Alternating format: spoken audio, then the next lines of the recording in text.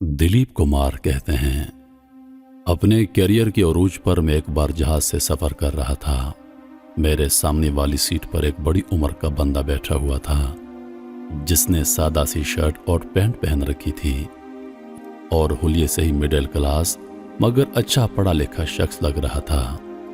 दूसरे मुसाफिर तो शायद मुझे पहचान रहे थे, पर उस बंदे को तो जैसे मेरी मौजूदगी से कोई सरोकार नहीं था।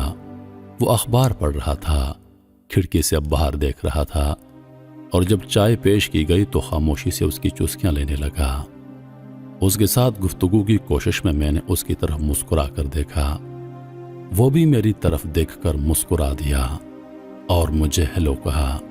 हमारी गुफ्तगू शुरू हो गई और मैंने मौजूद सिनेमा और फिल्म की तरफ मोड़ दिया और उससे पूछा, आप फिल्में देखते हैं? उस शख्स ने जवाब दिया, ओह बहुत कम, कई साल पहले एक फिल्म देखी थी। मैंने बताया कि मैं फिल्म इंडस्ट्री में काम करता हूँ। वो शख्स बोला, ओह बहुत खूब, आप क्या करते हो? मैं अदाकार हूँ, मैंने जवाब दिया।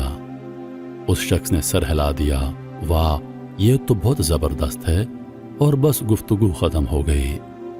जब हम लैंड कर गए तो मैंने हाथ बढ़ाकर उससे मुसाफहा करते हुए कहा, आपके साथ सफ़र करना अच्छा लगा, वैसे मेरा नाम दिलीप कुमार है। उस शख्स ने मुझसे मुसाफा किया और मुस्कुराया, आपका शुक्रिया, आपसे मिलकर बहुत खुशी हुई। मैं JRD टाटा हूँ, टाटा ग्रुप ऑफ कंपनीज का चेयरमैन। दिलीप कुमार कहते हैं, उस दिन मैंने जाना ये बात कोई मानी नहीं रखती कि आप खुद को कितना बड़ा समझते हैं। कोई ना कोई हमेशा आपसे बड़ा ही होगा, लिहाजा आजिज रहें जिसमें कोई लागत नहीं आती।